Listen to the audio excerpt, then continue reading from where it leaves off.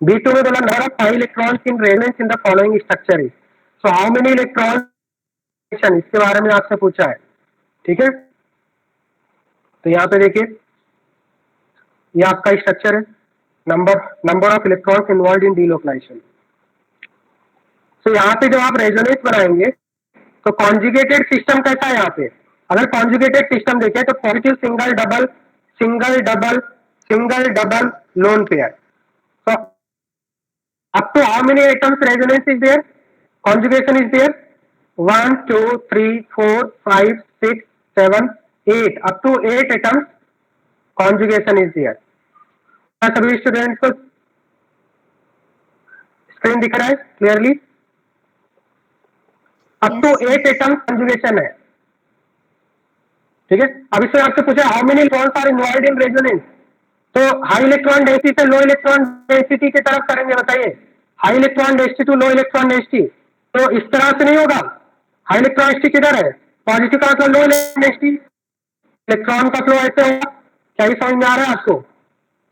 हाँ, nitrogen to C plus, nitrogen to C plus जाएगा।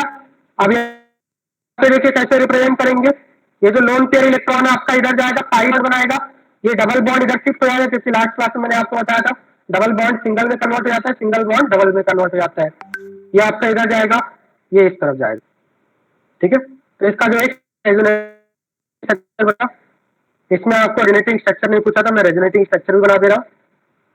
और नंबर इलेक्ट्रॉन्स कितने इन्वॉल्व हो रहे हैं, बताइए आप कितने इलेक्ट्रॉन्स इन्वॉल्व हो रहे हैं, ओके। ये आपका प्लस हो जाएगा, नाइट्रोजन ने अपने लोन पेयर इलेक्ट्रॉन को पार्टिसिपेट करा दिया, तो यहाँ पे प्लस हो जाएगा और ये फाइनली न्यूट्रल हो जाएगा। तो मुझे बताइए how many pi electron in there, how many pi electrons are involve, 2 + 2 4 + 2 6 + 2, ठीक है। कितने हो रहे हैं बताइए, समझ में आ रहा है सभी स्टूडेंट्स को। ये lone pair double bond 3 double bond 1 lone pair, right, 3 double bond and 1 lone pair, so 1 pi bond is formed by 2 electrons, so total how many pi electrons are there in resonance, 3 into 2 6 plus 1 lone pair, 6 plus 2 8, बताइए clear हो गया।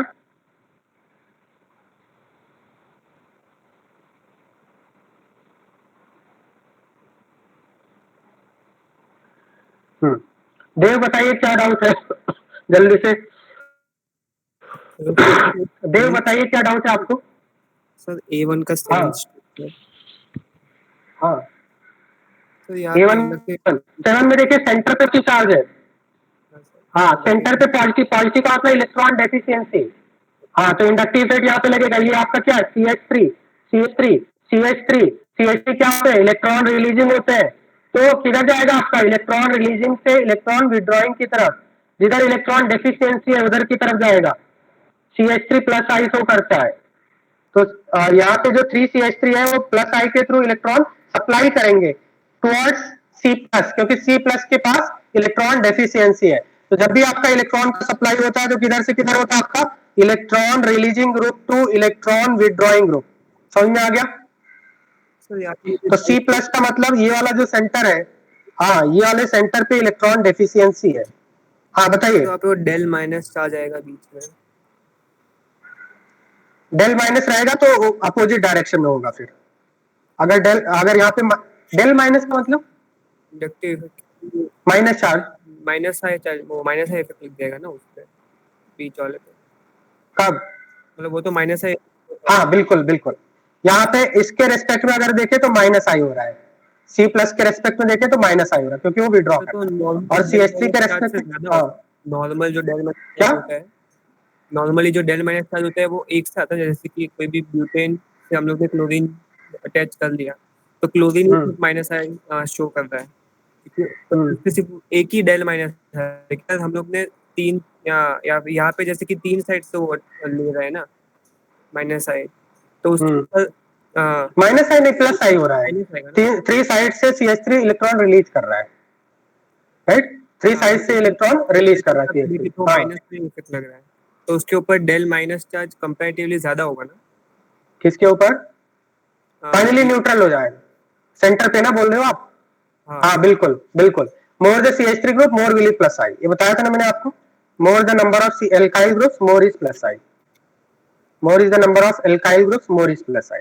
तो of course यहाँ पे 3 alkyl groups है तो plus I ज्यादा होगा. ओके, बात समझ में आ गया? डेल्टा प्लस और डेल्टा माइनस चार्ज को हम लोग कंपेयर कैसे करेंगे? डेल्टा प्लस या जैसे कि डेल्टा माइनस किधर है? हाँ, डेल्टा माइनस तो बीच के हिस्से में है ना, हम लोग कार्बन आइटम वो बीच वाले के हाँ। हिसाब से लिखेंगे तो अगर डेल्टा माइनस प्लस है ना यहाँ पे तो अटैच किया सर, आप एक बार वो स्ट्रक्चर बनाओ ना ब्यूटेन को क्लोरीन से अटैच करने वाला, वहाँ पे मुझे एक डाउट था, पहले लेक्चर हाँ। का था रिवाइज करने हाँ। के टाइम। हाँ बताइए। तो यहाँ पे अभी इंडक्टिव इफेक्ट लगेगा क्लोरीन के डायरेक्शन। हाँ क्लोरीन, हाँ बिल्कुल क्लोरीन विड्रॉ करेगा और कार्बन आइटम इलेक्ट्रॉन एफिशिएंट हो जाएगा, जिसके कारण वो सेकंड से लेगा। तो जब सेकंड से ले रहा है तो उसके ऊपर माइनस आई चार्ज नहीं लगेगा? किसके ऊपर माइनस आई लग रहा है? First inductive minus I effect के हाँ, एक तरह से ये कार्बन 1 माइनस आई की तरह बिहेव कर रहा है कार्बन 2 के लिए, and then carbon 2 will behave as minus I for carbon 3. तो डेल प्लस नहीं हो जाएगा, डेल माइनस डेल न्यूट्रल यहाँ पे नहीं, क्योंकि मैंने आपको बताया था इंडक्टिव इफेक्ट डिस्टेंस डिपेंडेंट होता है ना, तो यहाँ पे जितना इंडक्टिव इफेक्ट लग रहा है इस वाले बॉन्ड में उतना ज्यादा इंडक्टिव इफेक्ट नहीं लग रहा है. मान लो यहाँ पे आपका यहाँ पे इंडक्टिव इफेक्ट ज्यादा लग रहा है क्योंकि यहाँ पे Cl पास में है, तो यहाँ पे थोड़ा इंडक्टिव इफेक्ट कम लगेगा और यहाँ पे और भी कम लगेगा, and after 3 atoms inductive becomes negligible, right. तो इंडक्टिव इफेक्ट जो होता है डिस्टेंस डिपेंडेंट होता है, तो सेम नहीं होता है हर बॉन्ड में जो पोलराइजेशन होगा वो सेम नहीं होगा. सबसे ज्यादा पोलराइजेशन कौन से बॉन्ड में होगा? जो Ca डायरेक्टली कनेक्टेड है, उससे थोड़ा सा कम ये वाले बॉन्ड में होगा, थोड़ा सा और कम ये वाले बॉन्ड में होगा. जैसे जैसे आप Cl से दूर होते जाएंगे इंडक्टिव इफेक्ट कम होता जाएगा, इफेक्टिवनेस कम होता जाएगा उसका. अब समझ में आ गया? तो कंप्लीट न्यूट्रल नहीं हो जाएगा. ऐसा नहीं है कि इसने यहाँ से विड्रॉ किया तो ये डेल प्लस हो गया, फिर यहाँ से विड्रॉ किया न्यूट्रल हो गया, नहीं. जितना पोलर ये बॉन्ड है उससे कम पोलर है, मतलब जितना इसने यहाँ से विड्रॉ किया उससे कम यहाँ से ड्रॉ किया इसने. बात समझ में आया? तो नेट जो चार्ज है वो डेल प्लस रहेगा. समझ में आ गया बात? हाँ सर बताइए. हाँ B1 में हाँ सर हम लोग रेजोनेंस सभी करते हैं तो वहाँ पे दिखाने के टाइम पे हम लोग 2 एरोस बॉन्ड के बीच में, लेकिन ऐसा हो सकता है कि कोई भी बेंजीन के स्ट्रक्चर में, मतलब बेंजीन नहीं, मतलब जैसे B1 के Q वाले क्वेश्चन में वहाँ पे हम लोग एक ही जगह लगा सकते हैं एरो. कौन से केस में? थोड़ा तेज बोलिए आप, वॉइस नहीं आ रहा आपका प्रॉपर्ली. सेक्शन बी के B1Q. हाँ B1Q, हाँ यहाँ पे देखिए इसमें बोला है कि which are the following have delocalized electron. तो क्या इसमें अल्टरनेट डबल बॉन्ड है? अल्टरनेट डबल बॉन्ड नहीं है तो यहाँ पे डीलोकलाइजेशन नहीं होगा, यहाँ पे आंसर हो जाएगा नो. ठीक है, बिकॉज अल्टरनेट डबल बॉन्ड होने चाहिए. यहाँ पे अगर हम देखें तो क्या होगा, इस तरह से 1 2 3 4 5 1 2 3 4 5 इस तरह से 5 कार्बन है. अब यहाँ पे देखिए इधर लोन यहाँ पे आपका ऑर्बिटल है. क्या सेंट्रल ये वाले कार्बन के पास कोई ऑर्बिटल दिख रहा है आपको? नहीं. ठीक है, इधर भी आपका ऑर्बिटल होगा. तो यहाँ पे देखिए ये आपका इधर पाई बॉन्ड बनाओ, इधर पाई बॉन्ड बनाओ.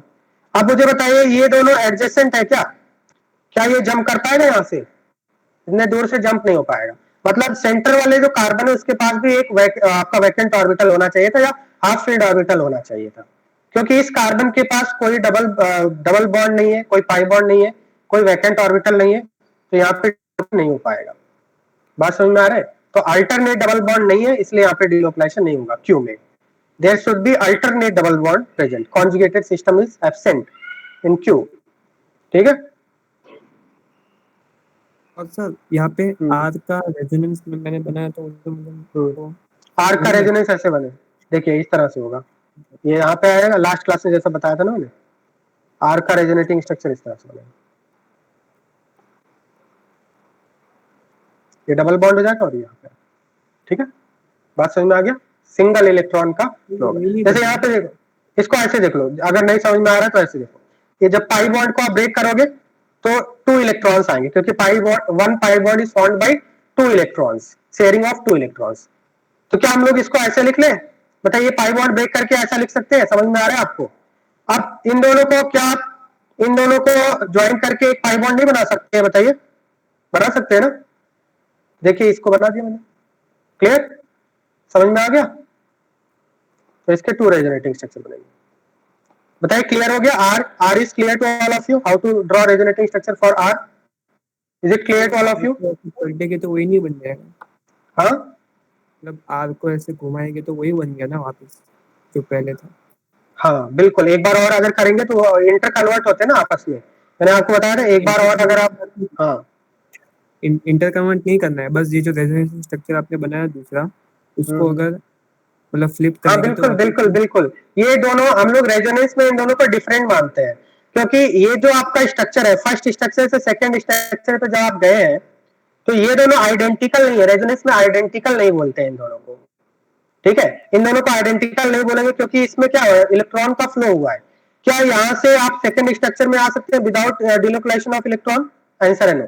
यहाँ पे डिलोकलाइजेशन हुआ है तभी आपने सेकंड पे आए हैं, तो इन दोनों को हम लोग रेजोनेटिंग स्ट्रक्चर में डिफरेंट काउंट करते हैं, दे आर नॉट आइडेंटिकल। बात समझ में आ रहा है? रेजोनेटिंग स्ट्रक्चर में हमेशा अगर पाई इलेक्ट्रॉन का शिफ्टिंग हो रहा है तो उसको 2 रेजोनेटिंग स्ट्रक्चर काउंट करते हैं, तो हम लोग बोलेंगे आर कंपाउंड के 2 रेजोनेटिंग स्ट्रक्चर बनेंगे, 2 resonating structure will be formed. बात समझ में आ गया? तो आइडेंटिकल नहीं बोलेंगे उसको, ओके। B1 B2 क्लियर हो गया, और किसी को डाउट है B1 B2 up to B1 B2? ठीक है, आइडेंटिकल कब बोलेंगे? आइडेंटिकल आइडेंटिकल तब बोलेंगे जब वहां पे आपका पाई इलेक्ट्रॉन का डिलोकलाइजेशन नहीं हो रहा होता, तो वहां पे आइडेंटिकल बोल देते हैं, राइट। तो रेजोनेंस में इन दोनों को हम लोग डिफरेंट ट्रीट करते हैं, डिफरेंट स्ट्रक्चर ट्रीट करते हैं, okay. We will say that there are 2 structures, they are not identical. Part 2 section A, हाँ part 2 section A, A1 A2 A1 to A6, part 2 section A A1 to A6 में किसी को doubt है? A6 में any of the following will have strongest minus I, strongest minus I, तो strongest minus I मैंने आपको बताया, minus आई को ऑर्डर लिखवाए, आप देखिए Nr3 प्लस, Nr3 प्लस है strongest minus I, positively charge species में माइनस आई ज्यादा होता है।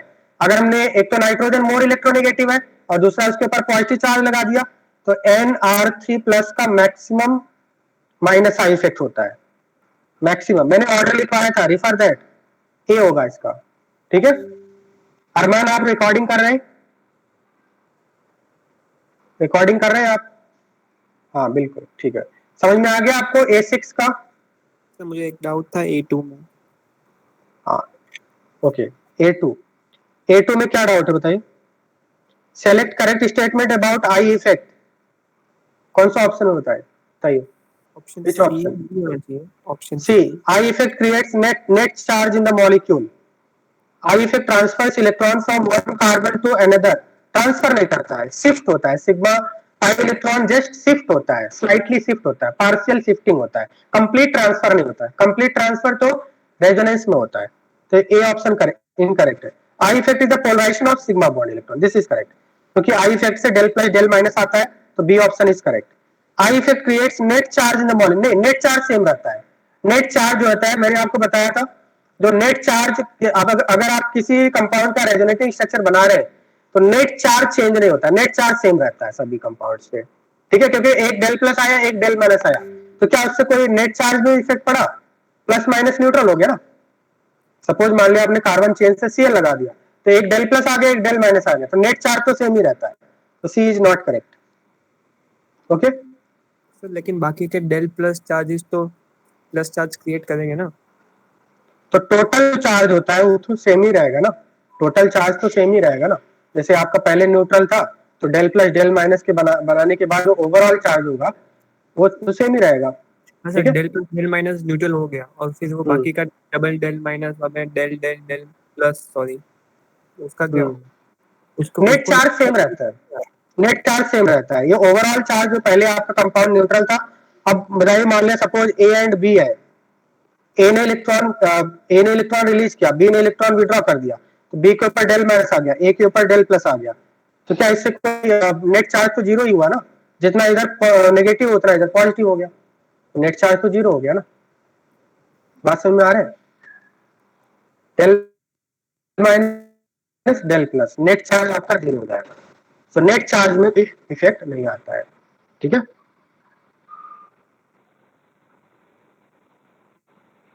A6 में और कोई डाउट है? Up to A6, A1 to A6, ठीक है। सेक्शन बी में बताइए, section B, B1 to B9, B1 to B9, B8, B8 में देखिए, the compound in which resonance, the compound which is not resonance stabilized, means resonance इसमें possible नहीं है। तो ए के अंदर रेजोनेंस पॉसिबल है। सी क्या होगा? लोन पेयर होता है। तो loan pair single double bond, which type of conjugation is present in this? Loan pair single double, तो ए के अंदर रेजोनेंस होगा। यस, यहाँ पे रेजोनेंस होगा, ठीक है, इधर आपका रेजोनेंस होगा, ठीक है। बी में क्या होगा? बी में नेगेटिव सिंगल डबल, यहाँ पे भी रेजोनेंस होगा। This type of conjugation is present, negative single double, तो यहाँ पे भी रेजोनेंस होगा, बी में भी रेजोनेंस होगा। सी के अंदर रेजोनेंस होगा क्या? यहाँ पे देखिए, तो यहाँ पे double single single lone pair है, double single single lone pair, तो यहाँ पे नहीं हो पाएगा रेजोनेंस, ठीक है। यहाँ पे सी और सीएल के बीच में एक सिंगल बॉन्ड आ गया, तो सी में रेजोनेंस नहीं होगा। क्या ये बात समझ में आ रहा है? अगर ऐसा होता डबल सिंगल, देन उसके बाद लोन पेयर होता तो फिर हो जाता।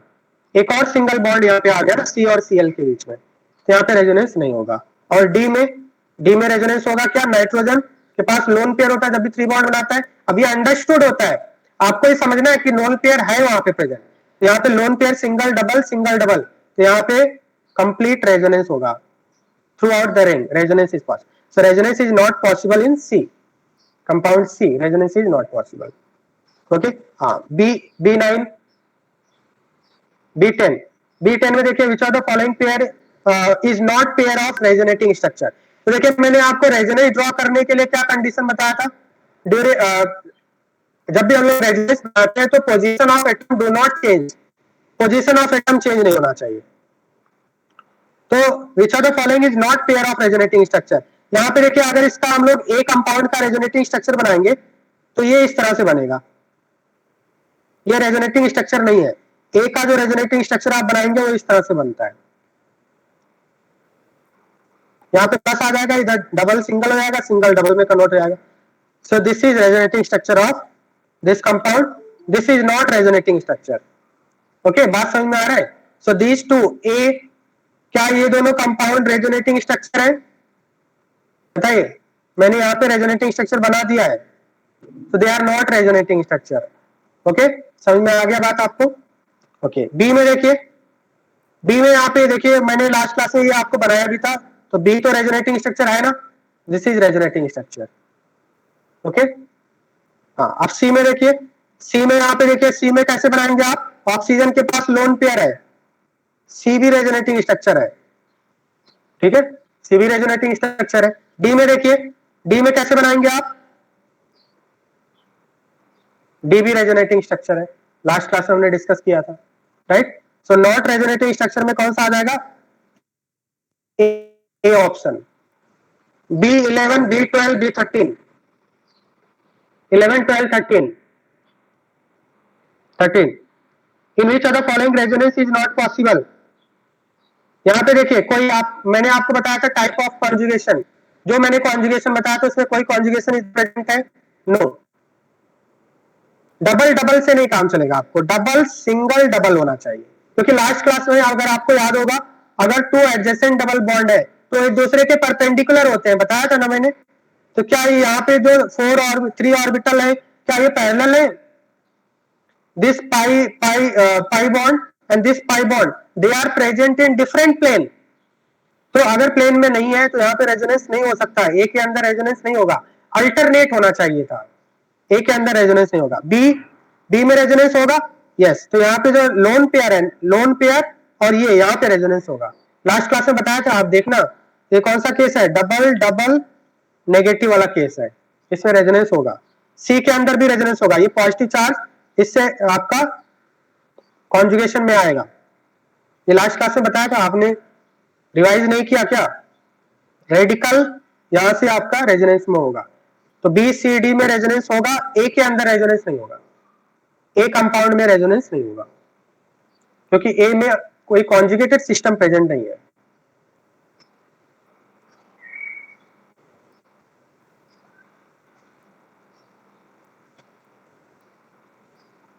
एक्सरसाइज 2 क्वेश्चन नंबर 1 एंड 2 नहीं, आई इफेक्ट में सिग्मा इलेक्ट्रॉन का डिलोकलाइजेशन होता है और रेजोनेंस में पाई इलेक्ट्रॉन का डिलोकलाइजेशन होता है। ओके, क्वेश्चन नंबर 1 एंड 2 ये क्या बता रहे हैं?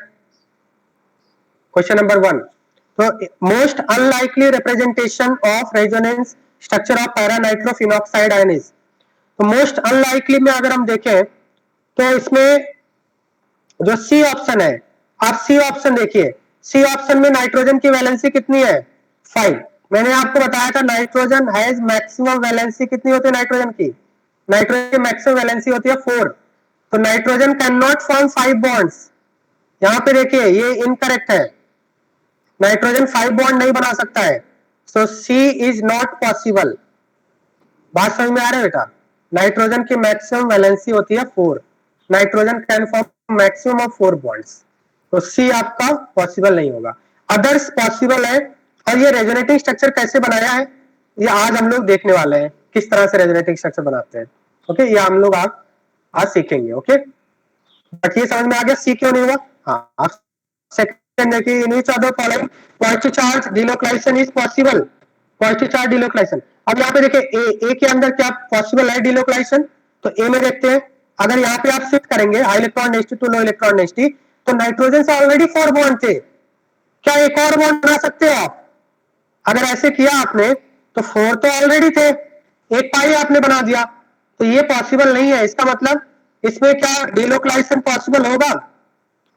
यहाँ पे ए के अंदर delocalisation is not possible. Delocalisation is possible means resonance होगा या नहीं? तो क्या ए में रेजोनेंस होगा? बताइए। Is this positive charge? Resonance होगा बट बेंजीन के अंदर होगा। नाइट्रोजन का पॉजिटिव चार्ज इस डबल बॉन्ड के साथ रेजोनेंस नहीं कर पाएगा, बिकॉज नाइट्रोजन की मैक्सिमम वैलेंसी होती है 4। 4 ऑलरेडी बने हुए हैं, तो 5 बॉन्ड नहीं बना सकता है। क्या ये सभी स्टूडेंट को समझ में आ रहा है? Why resonance is not possible in first. Okay, B में देखिए सिमिलरली, क्या बी में रेजोनेंस हो सकता है? सेम कॉन्सेप्ट लगाएंगे। यहां से जब ये शिफ्ट होगा तो अगेन 5 बॉन्ड नहीं बन सकता है, तो यहां पे भी नहीं हो पाएगा resonance. Nitrogen can not form 5 bonds. Okay, C में बताइए, ऑक्सीजन जब इधर यहाँ पे शिफ्ट करेंगे तो ऑक्सीजन की मैक्सिमम वैलेंसी कितनी होती है? न्यूट्रल केस में 2 बॉन्ड बनाता है और मैक्सिमम वैलेंसी होती है ऑक्सीजन की 3। ऑक्सीजन 3 से ज्यादा बॉन्ड नहीं बना सकता है। ऑक्सीजन की मैक्सिमम वैलेंसी कितनी होती है? 3। यहाँ पे अगर आप इसको पॉजिटिव चार्ज को डिलोकलाइजेशन करेंगे तो ऑक्सीजन से कितने बॉन्ड बन जाएंगे? 3 तो ऑलरेडी थे, एक 5 बॉन्ड बन गया 4। Is it possible? Is it possible? Oxygen do not have vacant d orbital. It cannot expand its valency. Oxygen cannot expand its valency. So this is also not possible. This is also not possible. Okay? समझ में आ गया बात? Oxygen has maximum valency of 3. Okay? D में देखिए, अब D में आपका पॉसिबल हो सकता है क्योंकि कार्बन को कोई प्रॉब्लम नहीं है। कार्बन को कोई प्रॉब्लम, कार्बन 4 बॉन्ड बना सकता है इजीली, राइट? तो यहाँ पे ये ट्रोपाइलियम टाइप का कैटायन है। लास्ट क्लास में मैंने आपको बताया था ना किस तरह से करते हैं ट्रोपाइलियम में। तो नीचे जो आपका रिंग है वो ट्रोपाइलियम वाला है, तो यहाँ पे हो जाएगा ना, ठीक है? तो डी में पॉसिबल है, अदर्स में रेजोनेंस पॉसिबल नहीं है। Here it is possible, resonance is possible in this. Okay, 3 तो मैंने आपको दिया नहीं था, 3 अभी नहीं किया हमने।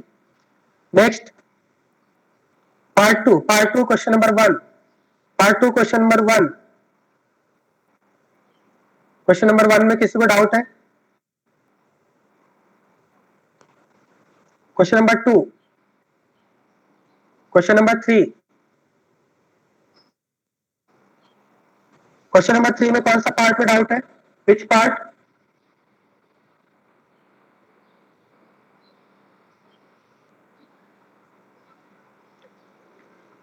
संजय बताइए कौन से पार्ट में डाउट है, जल्दी से बताइए।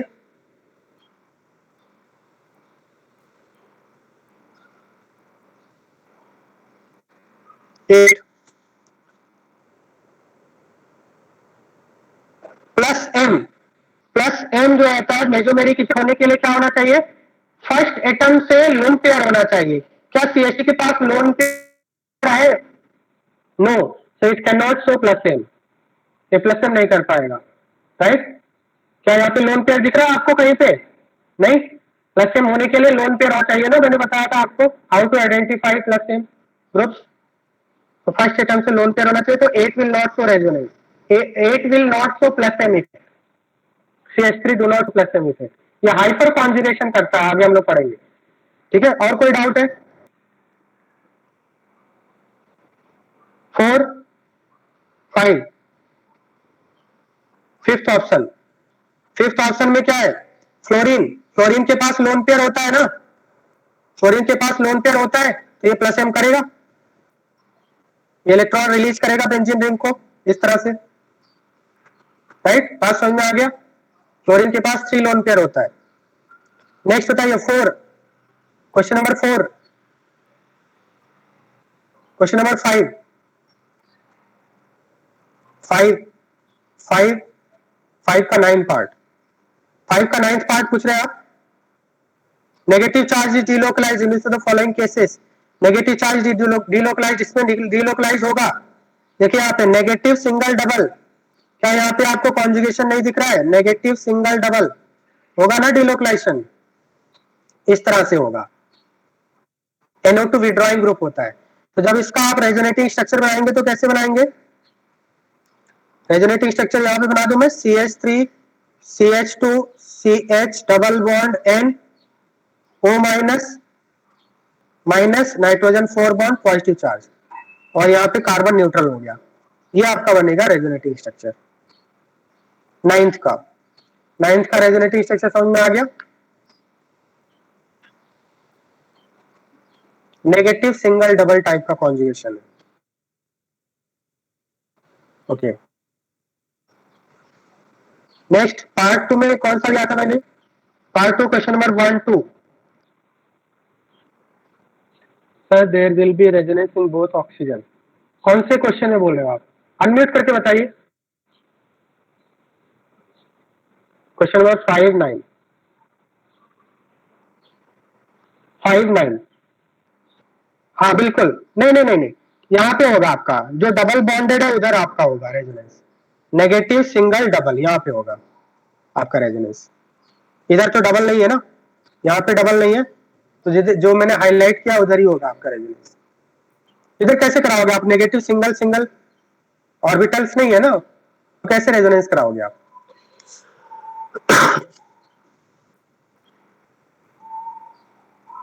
नहीं नहीं नहीं नहीं, आपको ये तो ग्रुप के अंदर तो है, आपसे पूछा है कि ये जो आपका कार्बन चेन है उससे ग्रुप की तरफ, ग्रुप आपका कौन सा है? अगर यहाँ पे हम देखें तो ये आपका ग्रुप है, तो इस ग्रुप के अंदर है, उससे हमें कोई मतलब नहीं। कार्बन चेन से ग्रुप की तरफ किधर है रेजोनेंस, वो पूछा आपसे, समझ में आ रहा है? तो ये कार्बन चेन है, इस कार्बन चेन से -m ग्रुप की तरफ होगा, -m ग्रुप की तरफ इलेक्ट्रॉन फ्लो होगा।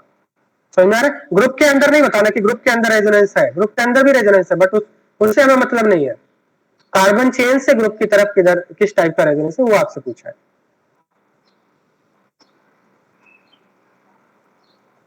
Question number 1 and 2 part 3।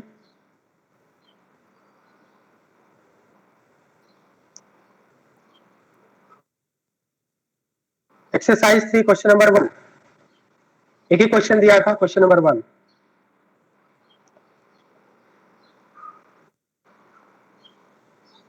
Okay, सो हम लोग कंटिन्यू करते हैं।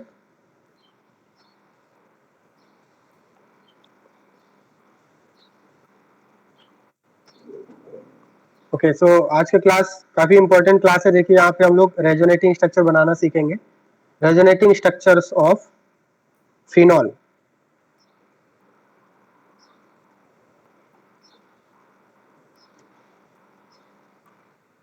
रेजोनेटिंग स्ट्रक्चर्स ऑफ फिनॉल,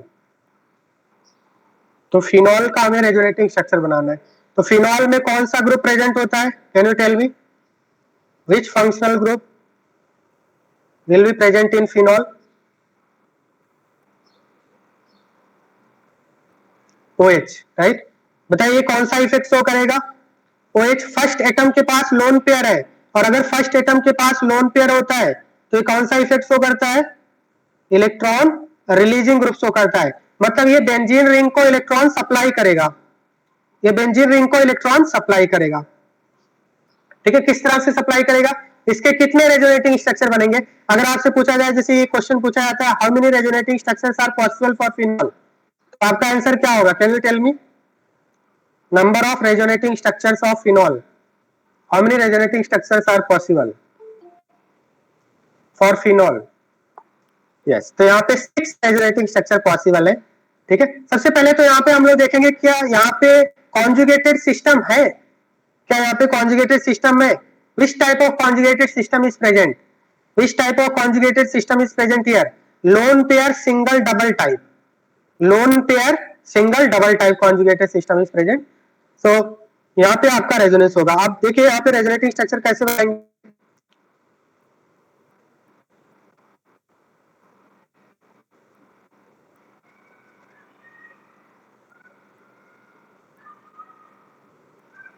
तो अभी जो यहाँ पे मैं बता रहा हूँ ये आपका बेसिक है, इसी तरह से सभी को आपको करना है आगे। तो यहाँ पे इलेक्ट्रॉन का फ्लो टॉप टू बॉटम होगा, loan pair single double bond, loan pair single double bond. तो ऑक्सीजन क्या करेगा, अपने वन लोन पेयर को यहाँ पे पाई बॉन्ड बनाने की कोशिश करेगा ऑक्सीजन और कार्बन के बीच में। तो ये वाले कार्बन से कितने बॉन्ड हो जाएंगे, 5 हो जाएंगे, 4 तो ऑलरेडी है, क्या 5 पॉसिबल है, कार्बन से 5 बॉन्ड पॉसिबल है नहीं, इसका मतलब एक पाई बॉन्ड ब्रेक होना पड़ेगा, एक पाई बॉन्ड आपका ब्रेक होना पड़ेगा, सिग्मा ब्रेक नहीं होगा, पाई वीक पाई इलेक्ट्रॉन ब्रेक होगा इस तरह से। तो फर्स्ट रेजोनेटिंग स्ट्रक्चर देखिए किस तरह से बनाएंगे इसका, ये तो आपका ओरिजिनल कंपाउंड है, इसका जो आपका सेकंड रेजोनेटिंग स्ट्रक्चर जो बनाएंगे आप इस तरह बनाएंगे। ऑक्सीजन के ऊपर कौन सा चार्ज आएगा, देखिए जब आपका 2 एटम्स के बीच में पाई बॉन्ड बनता है जिसमें एक इलेक्ट्रॉन दोनों के शेयरिंग में होते हैं, मान लो एक इलेक्ट्रॉन ए का है एक इलेक्ट्रॉन बी का है, तो यह आपका क्या होता है, न्यूट्रल बनता है, इस तरह से पाई बॉन्ड बनता है। बट अगर कोई ऐसा पाई बॉन्ड बना है जिसमें दोनों इलेक्ट्रॉन एक ही एटम के यूज हुए हैं, तो जो डोनर होता है उसके ऊपर पॉजिटिव चार्ज आता है, जो एक्सेप्टर होता है उसके ऊपर नेगेटिव चार्ज आता है। तो यहाँ पे ऑक्सीजन के ऊपर कैसा चार्ज आएगा, क्योंकि ये जो पाई बॉन्ड बन रहा है उसमें दोनों इलेक्ट्रॉन ऑक्सीजन के हैं, तो ऑक्सीजन के ऊपर पॉजिटिव चार्ज आएगा।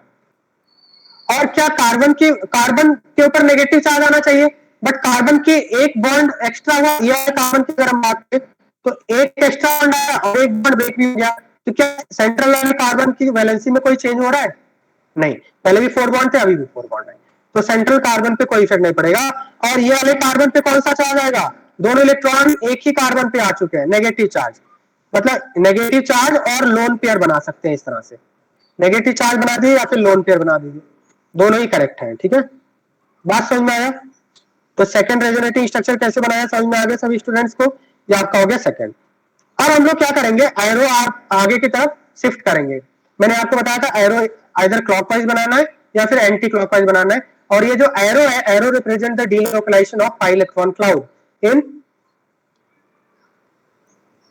Parallel orbitals, right. अब यहाँ पे देखिए इधर आगे क्या रेजोनेंस हो सकता है, नेगेटिव सिंगल डबल, इसके आगे भी रेजोनेंस हो सकता है ना, बताइए, तो इसको आगे शिफ्ट करेंगे हम लोग, ये इधर जाएगा और ये पाई इलेक्ट्रॉन क्लाउड दोनों ही इलेक्ट्रॉन कार्बन के ऊपर चले जाएंगे। तो नेक्स्ट रेजोनेटिंग स्ट्रक्चर देखिए किस तरह से बनेगा इसका,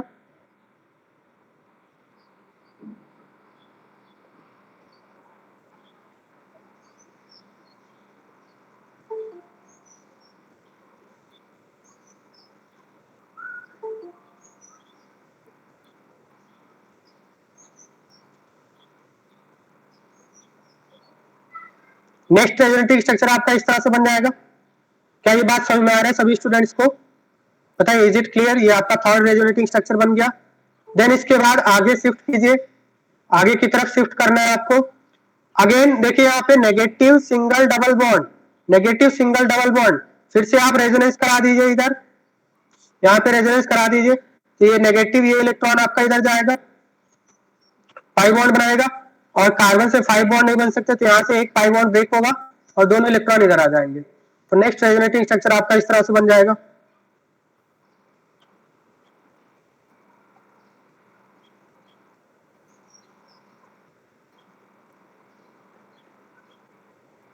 this is fourth resonating structure.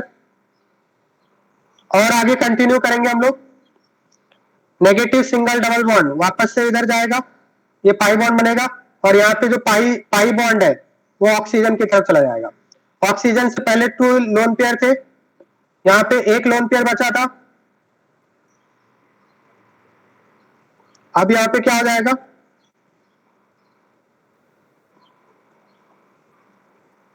ये डबल हो जाएगा, double bond single bond double में कन्वर्ट हो जाएगा, एंड डबल बॉन्ड आपका सिंगल में कन्वर्ट हो जाएगा, और ऑक्सीजन फाइनली क्या हो जाएगा, लास्ट वाले में न्यूट्रल हो जाएगा।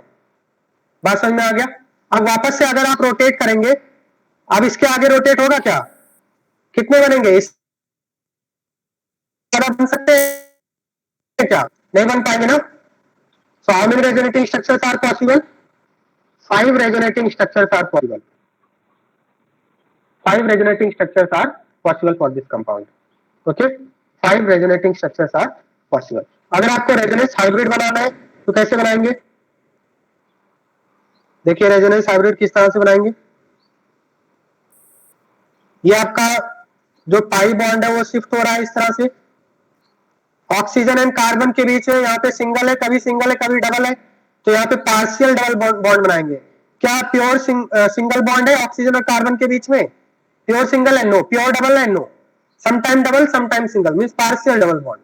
और यहाँ पे ऑक्सीजन पे क्या हो रहा है, कभी न्यूट्रल है कभी पॉजिटिव है, तो यहाँ पे पॉजिटिव बनाएंगे। और नेगेटिव चार्ज क्या हो रहा है, नेगेटिव चार्ज डीलोकलाइज्ड हो रहा है, ठीक है, नेगेटिव नेगेटिव नेगेटिव। बात समझ में आ गया, क्या ये सभी स्टूडेंट्स को समझ में आ गया रेजोनेटिंग स्ट्रक्चर बनाना। तो 5 resonating structures of phenol is possible. Copy कर लीजिए जल्दी से, कॉपी कर लीजिए।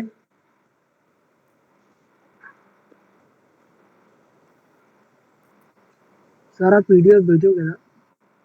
हाँ बिल्कुल।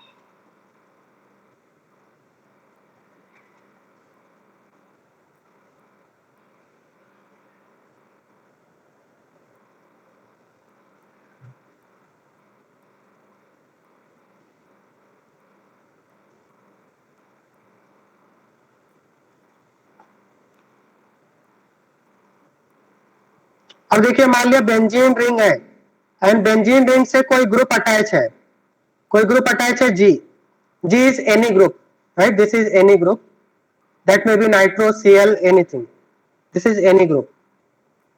तो इस ग्रुप के रेस्पेक्ट में जो 1-2 पोजीशन होता है, 1-2 पोजीशन को ऑर्थो बोलते हैं, जिसको हम लोग शॉर्ट में ओ से रिप्रेजेंट करते हैं। 1-3 पोजीशन को मेटा बोलते हैं, मेटा पोजीशन, जिसको हम लोग स्मॉल एम से रिप्रेजेंट करते हैं। एंड 1-4 पोजीशन को पैरा बोलते हैं, जिसको हम लोग स्मॉल पी से रिप्रेजेंट करते हैं, राइट। ऑर्थो मेटा पैरा समझ में आ रहा है।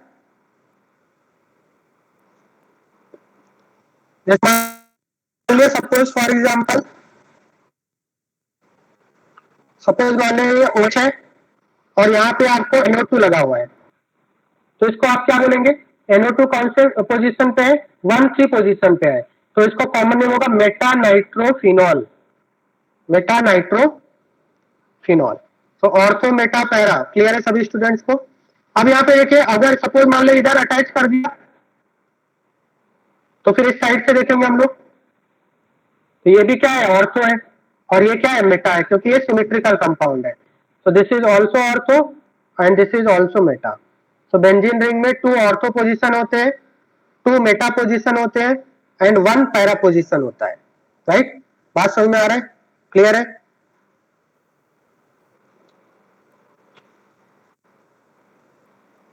Meta nitrophenol.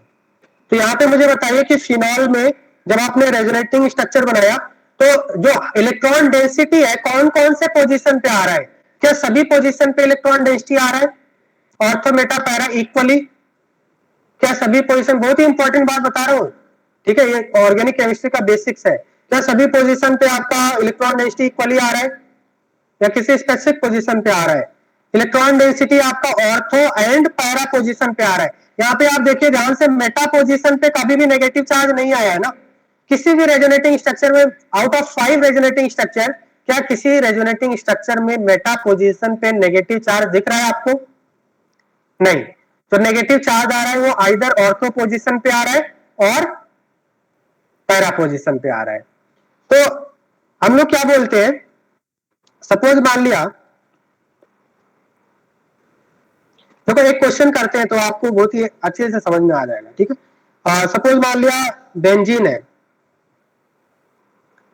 एंड बेंजीन का रिएक्शन कर रहे हैं conc HNO3 plus concentrated sulphuric acid, concentrated nitric acid plus concentrated sulphuric acid. तो इन दोनों रिएजेंट से एक इलेक्ट्रोफाइल जनरेट होता है। HNO3 प्लस H2SO4 से एक इलेक्ट्रोफाइल जनरेट होता है NO2 plus. This is electrophile. अब इलेक्ट्रोफाइल क्या होता है? What do you mean by electrophile? Electron deficient species. Electron deficient species को ऑर्गेनिक केमिस्ट्री में इलेक्ट्रोफाइल बोलते हैं। तो इसके ऊपर पॉजिटिव चार्ज है, that's why it is electrophile, right. अब यहाँ पे ये जो आपका रिएक्शन है इसका रेट हम लोग मान लेते हैं R1, ओके। देन इसके बाद हम लोग फिनॉल लेते हैं और फिनॉल का नाइट्रेशन कराते हैं हम लोग। This process is called nitration. एक बार फिनॉल का नाइट्रेशन कराते हैं conc HNO3 plus conc H2SO4, ठीक है। इस सेकेंड रिएक्शन का रेट का मतलब किस स्पीड से प्रोडक्ट बन रहा है, that is so can compare R1 and R2 means which reaction will be faster? Which reaction will be faster? Which reaction will be faster?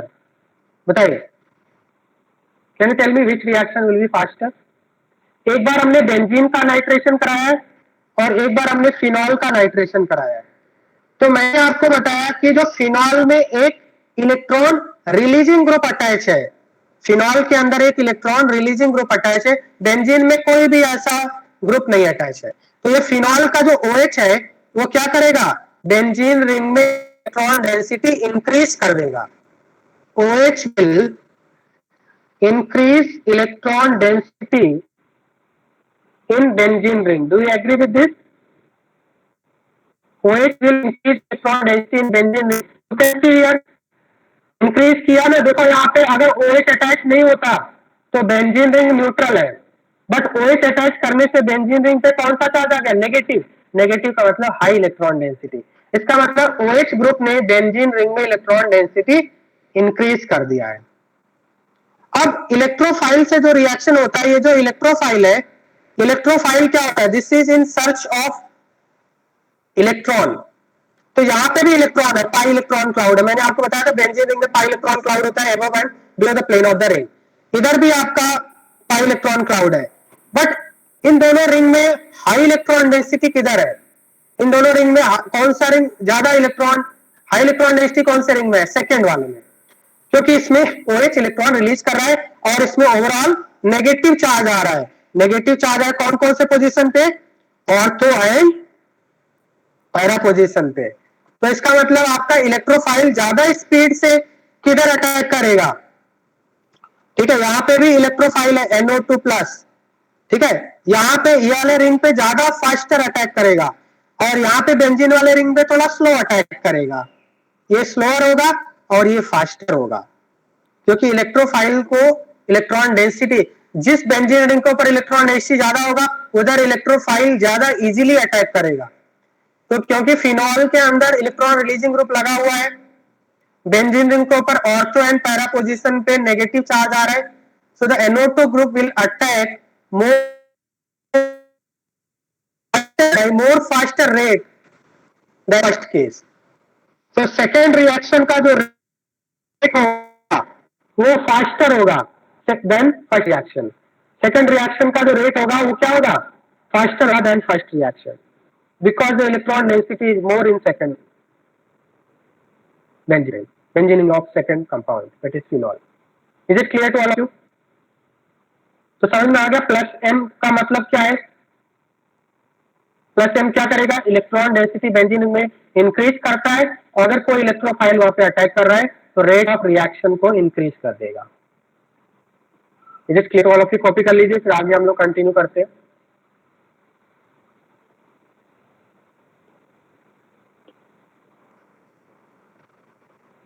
This is slow reaction comparatively, this is faster. Rate of reaction means speed. Okay.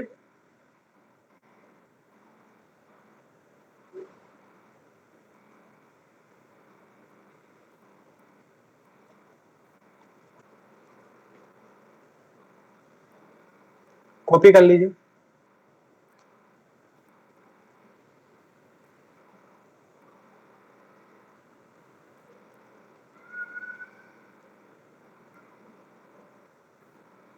अब अगर आपसे पूछा जाए कि product क्या बनेगा, can you tell me product.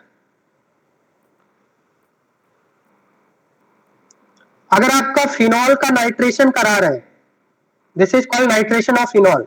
Phenol का reaction अगर conc HNO3 concentrated nitric acid and concentrated sulphuric acid से करा रहे हैं, तो यहाँ पे जो इलेक्ट्रोफाइल जनरेट होता है NO2 प्लस होता है।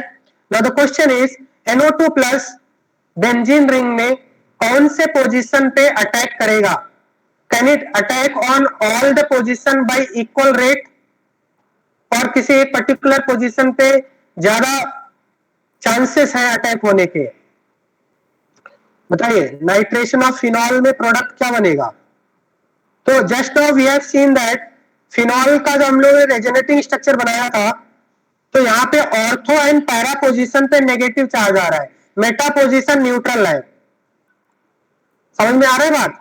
तो बताइए कि जो इलेक्ट्रोफाइल है वो कौन से पोजीशन पे अटैक करेगा, either at ortho position or at para position, either at ortho position or at para position, क्योंकि आपका मेटा पोजीशन न्यूट्रल है, मेटा पे कोई एक्सेस इलेक्ट्रॉन डेंसिटी नहीं है, तो इलेक्ट्रोफाइल वहां पे अटैक नहीं करेगा। तो यहाँ पे जो आपका प्रोडक्ट हो जाएगा, प्रोडक्ट क्या होगा, ortho nitrophenol. This is ortho nitrophenol plus para nitrophenol. Ortho nitrophenol and para nitrophenol Meta position पे नहीं जाएगा। बात समझ में आ रहा है सभी स्टूडेंट्स को, क्योंकि मेटा पोजीशन पे इलेक्ट्रॉन डेंसिटी कम है, इलेक्ट्रॉन डेंसिटी नेगेटिव चार्ज नहीं है। This electrophile will attack either at ortho position or at para position.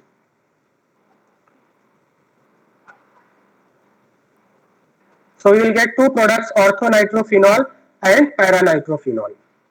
Now can you tell me which is major product? Means क्या इन दोनों का yield same होगा 50-50 और yield different होगा, you will get different yield.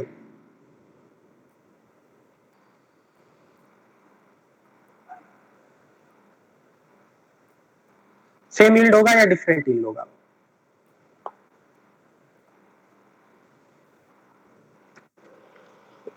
Major product कौन सा होगा, major product means जो ज्यादा क्वांटिटी में बनेगा। तो यहाँ पे अगर हम देखें तो OH के कौन कौन से इफेक्ट होते हैं बताइए। अगर हम मेजोमेरिक में देखें तो प्लस एम, और प्लस एम से इलेक्ट्रॉन रिलीज करता है, साथ में एक और इफेक्ट होता है OH का एक और इफेक्ट होता है माइनस आई इफेक्ट होता है, और माइनस आई से ये विड्रॉ करता है। अगर आपसे पूछा जाए कि ये तो माइनस आई से विड्रॉ करेगा, EWG मतलब माइनस आई से विड्रॉ कर रहा है और प्लस एम से इलेक्ट्रॉन रिलीज कर रहा है। अब प्लस एम और माइनस आई में इंडक्टिव इफेक्ट का जो इफेक्टिवनेस होता है वो काफी कम होता है। क्या मतलब है, सपोज मान लिया इसने प्लस एम से 100 यूनिट की इलेक्ट्रॉन डेंसिटी रिलीज की, तो माइनस आई से 5 यूनिट की विड्रॉ कर ली। तो मुझे बताइए कि OH ओवरऑल इलेक्ट्रॉन रिलीज कर रहा है या विड्रॉ कर रहा है, बताइए।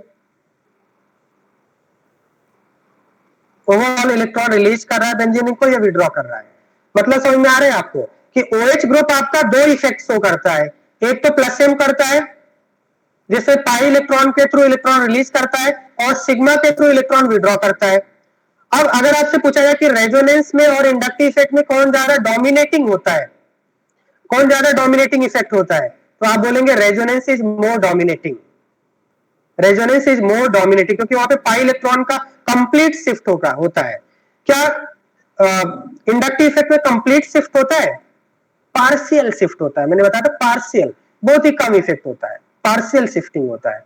तो मान लिया OH ने बेंजीन रिंग को इलेक्ट्रॉन डेंसिटी सप्लाई किया 100 यूनिट से, 100 यूनिट से सप्लाई किया +m से, और 5 यूनिट का विड्रॉ कर लिया -I से, तो ओवरऑल 95 का तो रिलीज किया ना इलेक्ट्रॉन डेंसिटी, तो ओवरऑल OH कैसा हो गया? इलेक्ट्रॉन रिलीजिंग है। तो अगर यहाँ पे हम लोग बात करें ortho position and para position पे, तो +m का जो इफेक्ट होता है वो ऑर्थो एंड पैरा पे सेम होता है। तो क्या हम लोग +m से डिसाइड कर सकते हैं कि इनमें से कौन सा मेजर होगा कौन सा माइनर होगा? +m से दोनों ही पोजीशन पे सेम इलेक्ट्रॉन क्लाउड रिलीज कर रहा है, जितना ऑर्थो पे रिलीज करता है उतना ही पैरा पे रिलीज करता है। हाँ बिल्कुल, resonance is more effective than inductive effect. जब इलेक्ट्रॉन सप्लाई करना होता है तो रेजोनेंस ज्यादा डोमिनेटिंग होता है हमेशा, ठीक है। तो ऑर्थो एंड पैरा पोजीशन पे जो इलेक्ट्रॉन क्लाउड रिलीज कर रहा है वो दोनों पोजीशन पे सेम है थ्रू +m। तो कौन डिसाइड करेगा कि मेजर प्रोडक्ट कौन सा होगा? -I डिस्टेंस डिपेंडेंट होता है, मतलब जब +m किया तो 500 का यूनिट 500 यूनिट का इलेक्ट्रॉन डेंसिटी इधर भी सप्लाई किया, 500 का पैरा पे भी सप्लाई किया, तो +m से हम लोग डिसाइड नहीं कर पा रहे। अब -I जब विड्रॉ करना होगा तो ज्यादा किधर से विड्रॉ करेगा? जो OH के ज्यादा नियर बाई है, ऑर्थो पोजीशन से ज्यादा विड्रॉ करेगा। तो इसका मतलब ऑर्थो रिलेटिवली इलेक्ट्रॉन इतना ज्यादा इलेक्ट्रॉन रिचर नहीं है, पैरा पोजीशन पे ज्यादा इलेक्ट्रॉन डेंसिटी है रिलेटिवली, क्योंकि पैरा पोजीशन OH से ज्यादा दूर है, तो इंडक्टिव इफेक्ट डिस्टेंस डिपेंडेंट होता है। तो मुझे बताइए कि रिलेटिवली कौन सा पोजीशन ज्यादा इलेक्ट्रॉन रिचर है? Which position is more electron richer? Para position, क्योंकि वो दूर है आपका।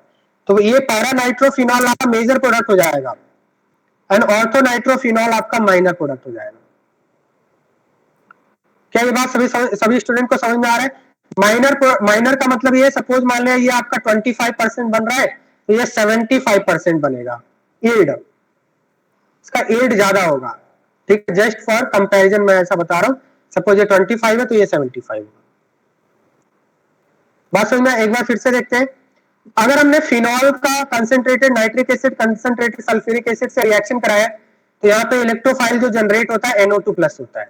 नाउ ये जो इलेक्ट्रोफाइल है ये बेंजीन रिंग के उस पोजीशन पे अटैक करेगा जिधर हाई इलेक्ट्रॉन डेंसिटी है, और हाई इलेक्ट्रॉन डेंसिटी किधर है?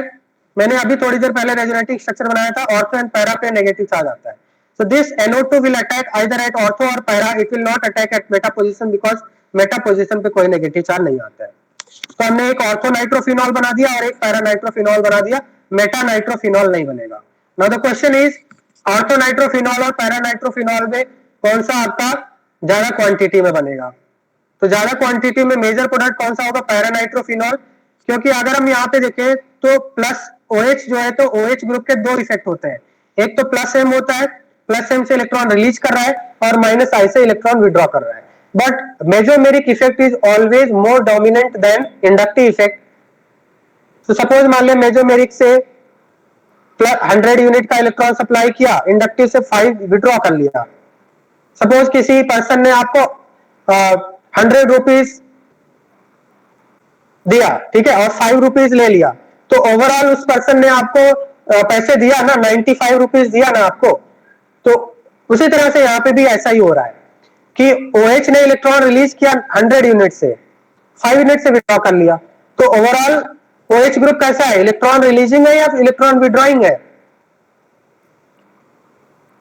+m is more dominant than inductive, तो ओवरऑल ये इलेक्ट्रॉन रिलीजिंग है।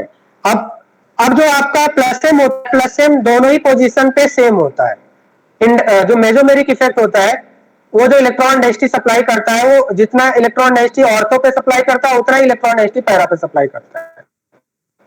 बट जो इंडक्टिव इफेक्ट होता है, मैंने आपको बताया था फर्स्ट क्लास में, इंडक्टिव इफेक्ट डिस्टेंस डिपेंडेंट होता है। तो कौन सा आपका पोजीशन, ऑर्थो पोजीशन या पैरा पोजीशन में कौन सा मोर इलेक्ट्रॉन डेफिशिएंट होगा if we talk about inductive effect. तो ऑर्थो ज्यादा नजदीक है इस OH ग्रुप से, ऑक्सीजन वो इलेक्ट्रॉन मोर इलेक्ट्रोनेगेटिव है, तो इलेक्ट्रॉन विड्रॉ करेगा ना ज्यादा। कौन इफेक्टेड होगा? ऑर्थो पोजीशन ज्यादा इफेक्टेड होगा। तो ऑर्थो पे रिलेटिवली लेस इलेक्ट्रॉन डेंसिटी है, पैरा पे रिलेटिवली मोर इलेक्ट्रॉन डेंसिटी है, इसलिए मैंने बोला ऑर्थो जो होगा वो आपका माइनर प्रोडक्ट होगा एंड पैरा आपका मेजर प्रोडक्ट होगा। क्या ये बात सभी स्टूडेंट्स को समझ में आ गया? So we will get two products, orthonitrophenol and paranitrophenol, mixture of orthonitrophenol and paranitrophenol. अब इसमें अगर आपसे पूछा जाए how you will separate these two compounds, mixture बन गया ना, orthonitrophenol and paranitrophenol both are liquid at room temperature, तो इनको आप सेपरेट कैसे करेंगे? How can you separate? How will you separate mixture of orthonitrophenol and paranitrophenol? ये हमने केमिकल बॉन्डिंग में पढ़ा था। How will you separate mixture of orthonitrophenol and paranitrophenol?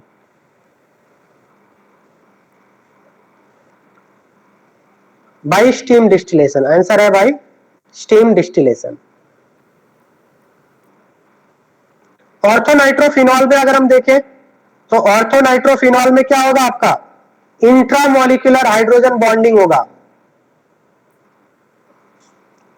Orthonitrophenol में क्या होगा? इंट्रामोलिकुलर हाइड्रोजन बॉन्डिंग होगा। और अगर हम बात करें फिनॉल मॉलिक्यूल्स की तो बताइए टू ऑर्थोनाइट्रोफिनॉल मॉलिक्यूल्स के बीच में कौन सा अट्रैक्शन है? तो आप बोलेंगे van der Waals force of attraction, van der Waals force of attraction. But अगर हम पैरानाइट्रोफिनॉल की बात करें, ये आपका ऑर्थोनाइट्रोफिनॉल हो गया। अगर हम पैरानाइट्रोफिनॉल की बात करें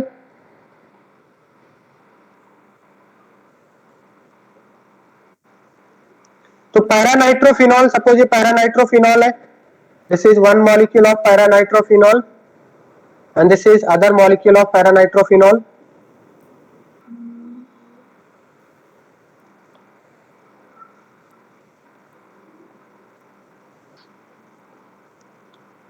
बताइए पैरानाइट्रोफिनॉल में किस टाइप का हाइड्रोजन बॉन्ड होगा? इंटरमॉलिक्यूलर। यहां पे क्या था आपका? इंट्रा था। Intra means with in the same molecule, intramolecular. यहां पे क्या होगा? Intermolecular hydrogen bond, intermolecular hydrogen bond. और क्या ये दो ही मॉलिक्यूल कनेक्टेड होंगे ऐसे? नहीं, इस तरह से बहुत सारे मॉलिक्यूल फिनॉल के, ऑर्थोनाइट्रोफिनॉल के, ठीक है। अगर 1 मोल लिया तो 6 × 10⁻23 होंगे। सो ये क्या होंगे? एक चेन बना के रखेंगे सभी पैरानाइट्रोफिनॉल में, ठीक है। तो यहां पे कौन सा, अगर हम पैरानाइट्रोफिनॉल के दो मॉलिक्यूल देखें तो उनमें कौन सा फोर्स ऑफ इंटरेक्शन है? Hydrogen bond. कौन सा फोर्स ऑफ इंटरेक्शन है? हाइड्रोजन। अगर आप फोर्स ऑफ अट्रैक्शन में which is stronger, so answer is hydrogen bond is stronger than van der Waals, right.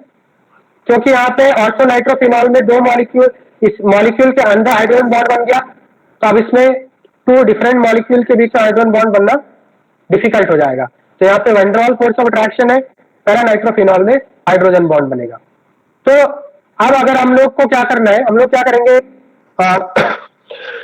अगर आपसे पूछा जाए कि बॉइलिंग पॉइंट किसका ज्यादा होगा, बॉइलिंग पॉइंट का मतलब ये बॉन्ड्स को ब्रेक करना है। तो पैरानाइट्रोफिनॉल में कई सारे मॉलिक्यूल कनेक्टेड है एक दूसरे के साथ, चेन बना के रखा है, तो इसका बॉइलिंग पॉइंट हाई होगा, हाई बॉइलिंग पॉइंट। क्योंकि जब इसको हमें बॉइलिंग पॉइंट का मतलब बॉइल करना मतलब ये इंटरमॉलिक्यूलर फोर्स ऑफ अट्रैक्शन को ब्रेक करना है, तो यहाँ पे ज्यादा टेम्परेचर लगेगा, इधर कम टेम्परेचर लगेगा क्योंकि यहाँ पे इंटरमॉलिक्यूलर फोर्स ऑफ अट्रैक्शन कम है।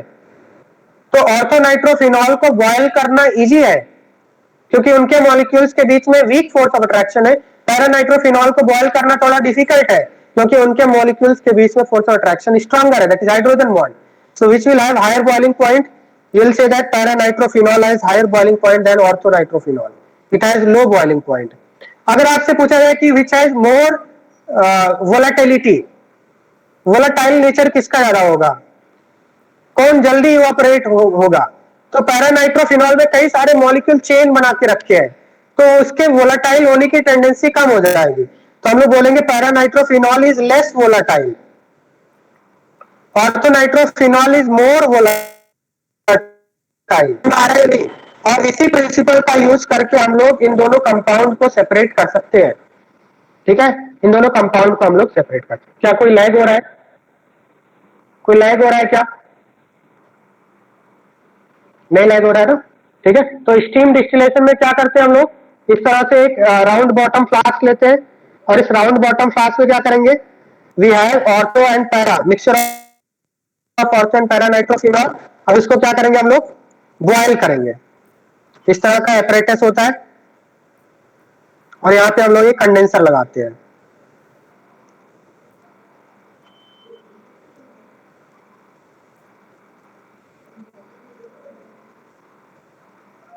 ठीक है, this is condenser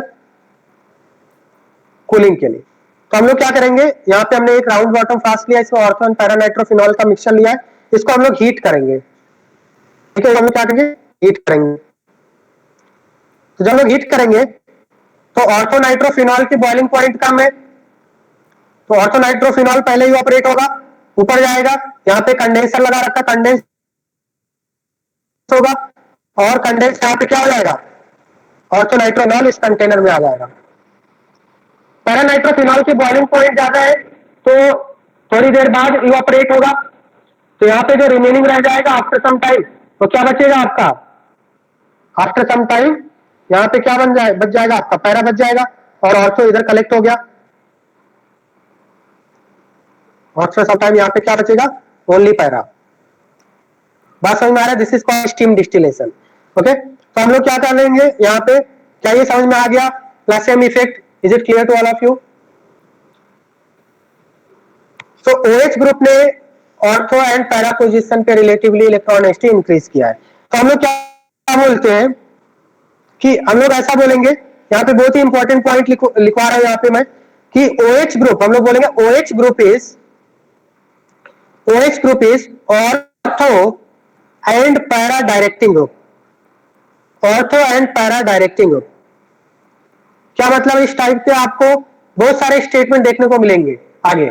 OH group is ortho and para directing group, इसका मतलब क्या है कि OH ग्रुप इलेक्ट्रोफाइल को कौन से पोजीशन पे डायरेक्ट कर रहा है, OH ग्रुप जिधर इलेक्ट्रॉन डेंसिटी ज्यादा उधर डायरेक्ट कर रहा है, तो OH ग्रुप इलेक्ट्रोफाइल को ऑर्थो एंड पैरा पोजीशन पे लेके जा रहा है। इसलिए हम लोग ऐसा बोलते हैं कि जो प्लस एम ग्रुप्स होते हैं, all plus M groups are ortho and para directing groups. With respect to, ये जो डायरेक्टिंग ग्रुप बोल रहे हैं वो किसके रेस्पेक्ट बोल रहे हैं, विथ रेस्पेक्ट टू इलेक्ट्रोफाइल, क्योंकि OH group electron density increase किया ऑर्थो एंड पैरा पोजीशन पे, तो ऑर्थो पैरा पोजीशन पे आपका इलेक्ट्रोफाइल जाएगा। ठीक है, तो हम लोग बोल सकते हैं कि plus M groups are ortho and para directing, ortho and para directing, not meta directing. क्या ये सभी स्टूडेंट्स को समझ में आ रहा है? Is it clear to all of you? Very important statement, this is very important statement, plus M groups are ortho and para directing groups, क्योंकि electro ortho and para position में इलेक्ट्रॉन डेंसिटी इंक्रीज करता है, तो electrophile उसी position पे attack करता है। Okay,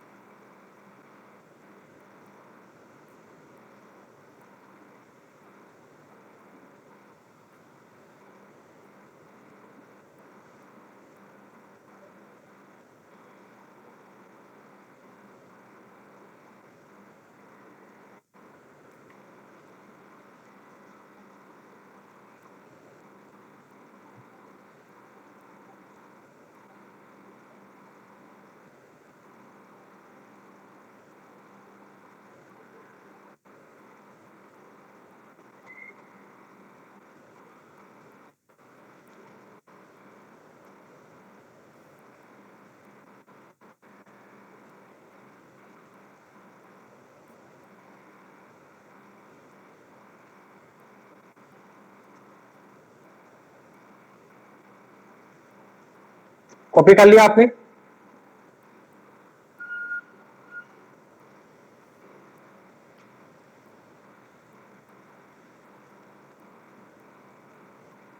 is it clear to all of you? क्या सभी स्टूडेंट को समझ में आ रहा है? Are you getting what I am saying? हाँ देव अभी बताते हैं, ठीक है,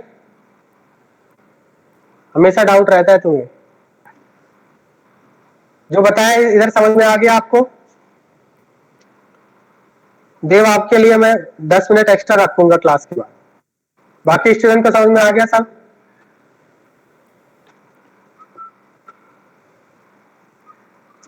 नेक्स्ट हम लोग बनाएंगे resonating structures of aniline.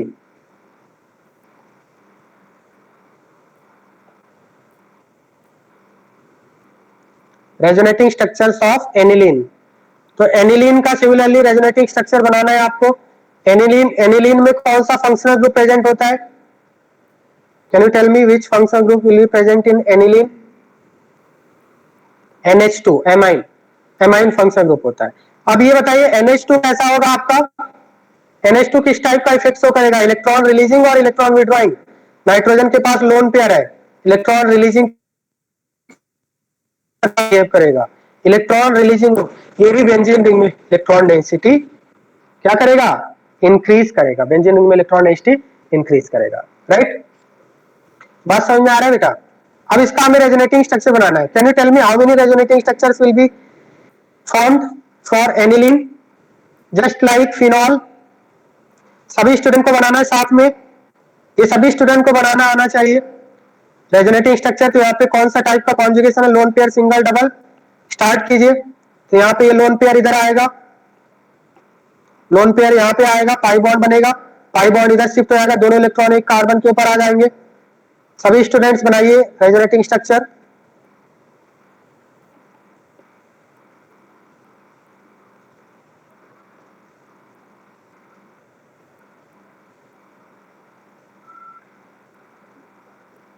Nitrogen के ऊपर कौन सा चार्ज आएगा? प्लस आ जाएगा। This is second. अब इसके बाद क्या होगा? ये इधर जाएगा, ये पॉजिटिव चार्ज इधर जाएगा।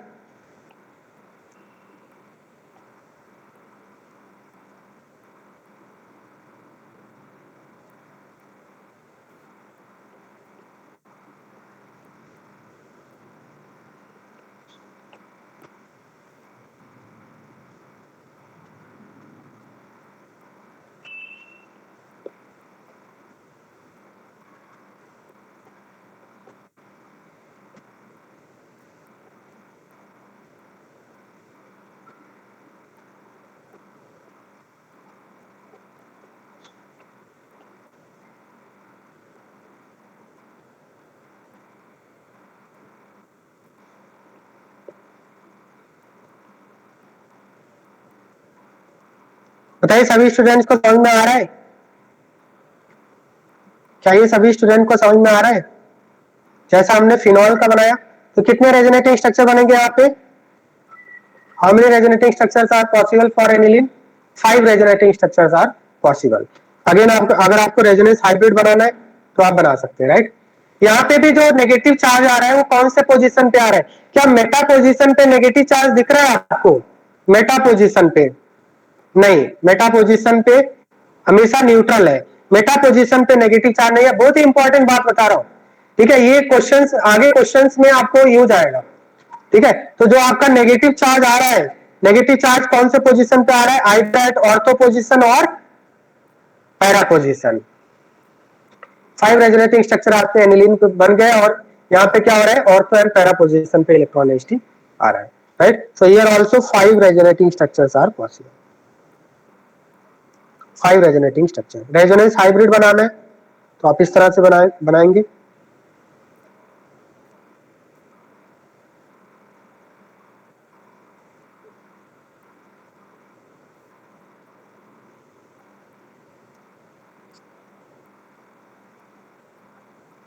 Okay, is it clear to all of you?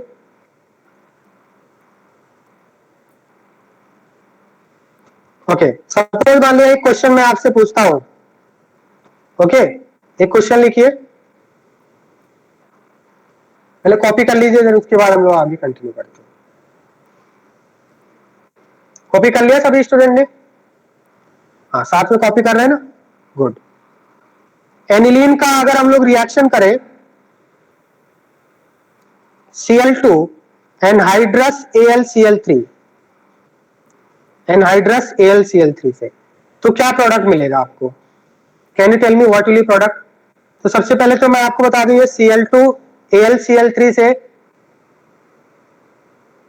जो आपका इलेक्ट्रोफाइल जनरेट होता है Cl प्लस इलेक्ट्रोफाइल जनरेट होता है। इलेक्ट्रोफाइल जो जनरेट होता है Cl प्लस इलेक्ट्रोफाइल जनरेट होता है, Cl plus. Now can you tell me what will be product? This Cl plus will attack at which position on benzene ring? At which position on benzene ring where we have high electron density? High electron density किधर दिख रहा है बेटा आपको? Ortho and para position पे high electron density दिख रहा है। So this Cl plus will attack on either at ortho position or at para position. So we will get a mixture of two products, orthochloroaniline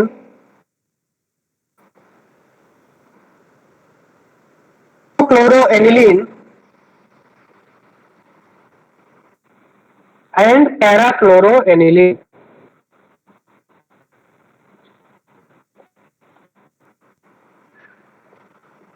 क्या ये बात समझ में आ रहा है सभी स्टूडेंट्स को?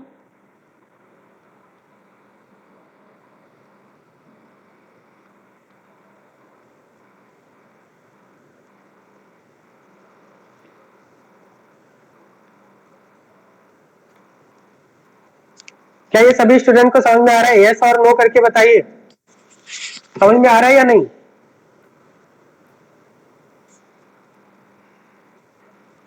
बहुत ही इंपॉर्टेंट टॉपिक चल रहा है क्योंकि जीओसी पूरे ऑर्गेनिक केमिस्ट्री का बेसिक्स है। अगर ये आपका क्लियर हो गया, अगर ये स्ट्रॉन्ग हो गया तो ऑर्गेनिक केमिस्ट्री आप you will be master of organic chemistry. तो जीओसी का वेटेज काफी ज्यादा होता है जेई में, ठीक है, और ये बेसिक्स है, राइट। अब हम लोग देखेंगे resonating structures of benzaldehyde. Next is resonating structures of, अगर आप कॉपी नहीं कर पाए तो मैं पीडीएफ सेंड करूंगा, वहां से आप कॉपी कर लेना। Resonating structures of benzaldehyde. तो बेंजल्डिहाइड में कौन सा फंक्शनल ग्रुप होता है?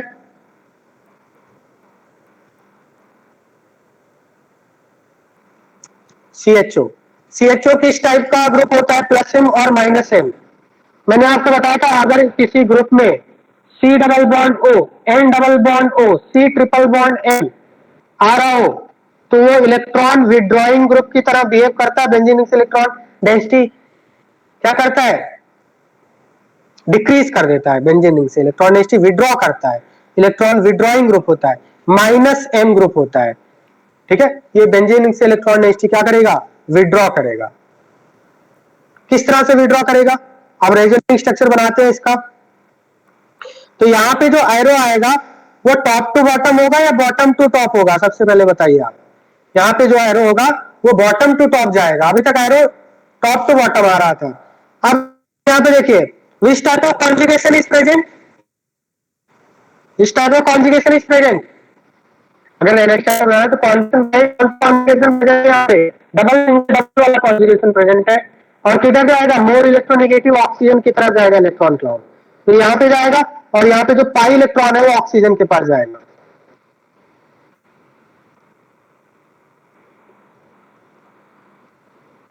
तो ये वाले कार्बन के ऊपर प्लस चार्ज आ जाएगा, यहाँ पे डबल हो जाएगा, CO माइनस हो जाएगा H।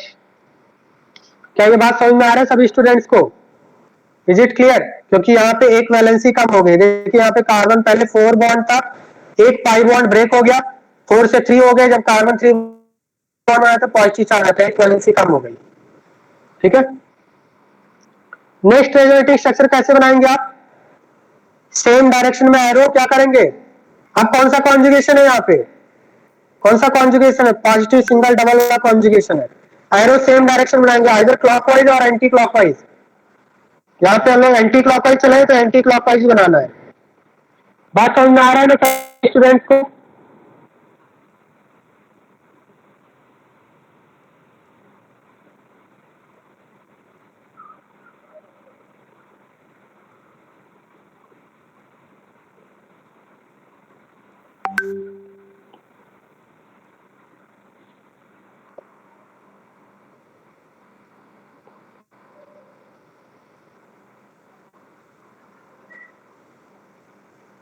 ये आपका हो गया फोर्थ रेजोनेटिंग स्ट्रक्चर।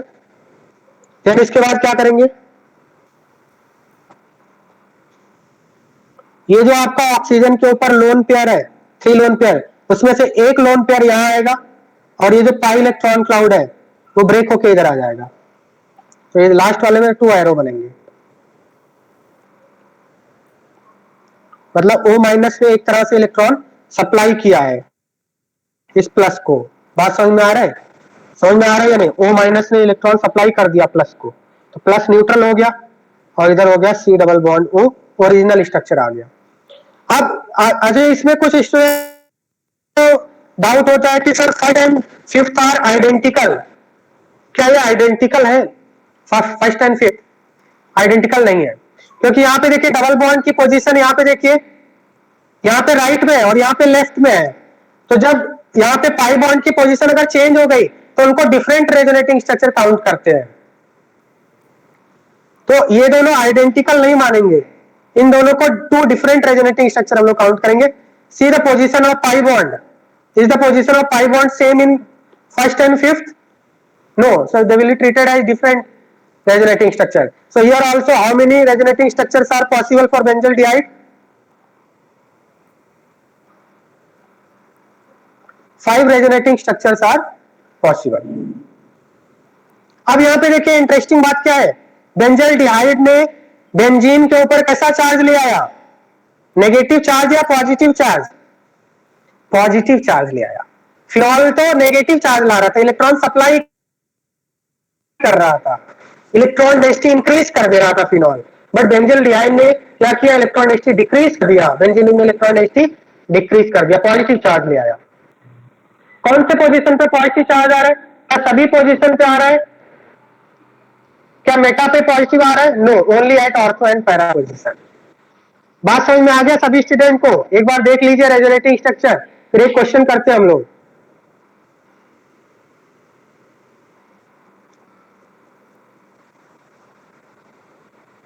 क्या अभी फिजिक्स का लेक्चर है क्या आपका?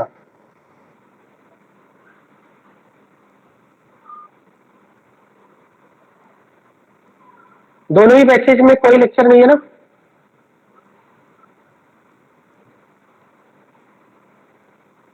ये समझ में आ गया सभी स्टूडेंट को? बताइए यस और नो। समझ में आ गया ना? हाँ, अब यहाँ पे देखिए एक क्वेश्चन मैं लिखता हूं, विच इस तरह से कर दीजिए, compare electron density in benzene ring in benzene, phenol and benzaldehyde. Benzaldehyde order लिखना है बेटा, ऑर्डर लिखना है आपको। तो फिनॉल प्लस एम है, इलेक्ट्रॉन रिलीज करता है, ये ERG ग्रुप है, इलेक्ट्रॉन रिलीजिंग है। एल्डिहाइड इलेक्ट्रॉन विड्रॉइंग है, माइनस एम करता है, इलेक्ट्रॉन विड्रॉ करता है। तो बताइए ऑर्डर ऑफ इलेक्ट्रॉन डेंसिटी क्या होगा? Maximum electron density in benzene ring is present in second, उसके बाद फर्स्ट, फर्स्ट के बाद थर्ड, क्योंकि थर्ड में तो विड्रॉ कर लिया, थर्ड में इलेक्ट्रॉन डेंसिटी पुल कर लिया, राइट? तो second then first then third में मिनिमम इलेक्ट्रॉन डेंसिटी हो गया, minimum electron density in benzene ring. और यहां पे क्या हो गया? Maximum electron density. बात समझ में आ गया? अब यहां पे देखिए एक क्वेश्चन देखिए, कंपेयर रेट ऑफ रिएक्शन। एक बार हम लोग बेंजीन का नाइट्रेशन करा रहे हैं, conc HNO3 plus conc H2SO4, इस रिएक्शन का रेट R1 है। रेट का मतलब किस स्पीड से रिएक्टेंट प्रोडक्ट में कन्वर्ट हो रहा है, राइट? उसके बाद हम लोग ले लेते हैं फिनॉल, और फिनॉल का नाइट्रेशन कराते हैं, इसका रेट R2 है। थर्ड ले लेते हैं बेंजल्डिहाइड, और बेंजल्डिहाइड का नाइट्रेशन कराते हैं, इसका रेट है R3। Can you compare R1, R2 and R3? What is electrophile? Electrophile is NO2 plus nitronium ion, जिसको बोलते हैं नाइट्रोनियम आयन। अब ये नाइट्रोनियम आयन क्या, ये नाइट्रोनियम आयन जो इलेक्ट्रोफाइल है, इसको इलेक्ट्रॉन डेंसिटी की तरह है। तो कौन से बेंजीन रिंग में मैक्सिमम इलेक्ट्रॉन डेंसिटी है, उधर सबसे फास्टेस्ट रिएक्शन करेगा। मैक्सिमम इलेक्ट्रॉन डेंसिटी कौन से बेंजीन रिंग में है, फिनॉल में। तो ये फास्टेस्ट रिएक्शन होगा, NO2 प्लस बहुत ही इजीली अटैक करेगा सेकंड वाले कंपाउंड में। तो R2 मैक्सिमम होगा। देन फर्स्ट में कोई भी ग्रुप नहीं लगा हुआ है, R1, और R3 में अपोजिट इफेक्ट लग रहा है, विड्रॉइंग इफेक्ट लग गया, क्योंकि यहाँ पे तो पॉजिटिव चार्ज ले आता है। क्या NO2 प्लस जो ऑलरेडी इलेक्ट्रोफाइल है, जिसके पास ऑलरेडी इलेक्ट्रॉन की डेफिशिएंसी है, क्या वो प्लस पे अटैक करेगा? ये वाला बेंजीन रिंग डीएक्टिवेट हो चुका है, इसको बोलते हैं डीएक्टिवेटेड। ये बेंजीन रिंग डीएक्टिवेट हो चुका है क्योंकि इसमें इलेक्ट्रॉन डेंसिटी सारा विड्रॉ कर लिया अपनी तरफ, सारा इलेक्ट्रॉन डेंसिटी खा गया एल्डिहाइड। यहाँ पे तो सप्लाई कर दिया, नेगेटिव चार्ज ले आया, नेगेटिव चार्ज आने से NO2 प्लस इजिली अटैक कर गया। R2 मैक्सिमम होगा और R3 मिनिमम होगा। बात समझ में आ रहा है? ये आपका जो रिंग है वो डीएक्टिवेटेड हो चुका है, डीएक्टिवेटेड रिंग बोलते हैं। बताइए डीएक्टिवेटेड रिंग का मतलब क्या होता है? कि मतलब रिंग से इलेक्ट्रॉन डेंसिटी विड्रॉ हो चुका है। और इसको एक्टिवेटेड रिंग बोलते हैं, एक्टिवेटेड रिंग बोलते हैं। और ये कैसा रिंग है? इसमें कोई इफेक्ट नहीं है, इसमें कोई इफेक्ट नहीं, ये एक्टिवेटेड रिंग है, इलेक्ट्रॉन डेंसिटी बढ़ चुका है इसीलिए रेट बढ़ गया। ये डीएक्टिवेटेड रिंग है क्योंकि इलेक्ट्रॉन डेंसिटी डिक्रीज हो चुका है। हाँ संजय बताइए, संजय बोलो क्या प्रॉब्लम है? सर बेंजल्डिहाइड में NO2 प्लस कहाँ अटैक करेगा, मतलब कहाँ जाएगा? मेटा पोजीशन पे, वही अभी डिस्कस करने वाले थे। नेक्स्ट क्वेश्चन वही था, नेक्स्ट क्वेश्चन मेरा वही था, ठीक है। अगर बेंजल्डिहाइड का हम लोग नाइट्रेशन करें, conc HNO3 plus conc H2SO4, तो यहाँ पे NO2 plus relatively electron density किधर है? High electron density. Ortho para पे तो पॉजिटिव हो गया, ऑर्थो पैरा पे जो जाएगा नहीं, अब यहाँ पे मेटा पे जाएगा। NO2 किधर जाएगा? मेटा पे, क्योंकि ऑर्थो पैरा पे रिलेटिवली इलेक्ट्रॉन डेंसिटी कम है। अब आप बोलेंगे तो न्यूट्रल है, फिर कैसे गया? पाई इलेक्ट्रॉन क्लाउड तो है ना, क्या ये पाई इलेक्ट्रॉन क्लाउड से अट्रैक्ट नहीं होगा NO2 plus? Pi electron cloud above and below the benzene ring, above and below the plane of benzene ring, pi electron cloud से ये आपका मेटा पोजीशन पे जाएगा, ऑर्थो एंड पैरा पे नहीं जाएगा, क्योंकि ऑर्थो एंड पैरा पे लेस इलेक्ट्रॉन डेंसिटी है। ये NO2 प्लस जाएगा क्या ऑर्थो एंड पैरा पे? इसके पास तो ऑलरेडी इलेक्ट्रॉन डेफिशिएंसी है, वो प्लस प्लस के पास क्या करने जाएगा? जाएगा NO2 plus ortho and para पे? नहीं जाएगा ना। तो यहाँ पे जो आपका प्रोडक्ट बनेगा क्या बनेगा? Meta nitro benzaldehyde, Meta nitro benzaldehyde बनेगा। क्या ये बात समझ में आ गया सभी स्टूडेंट को? बताइए, is it clear to all of you?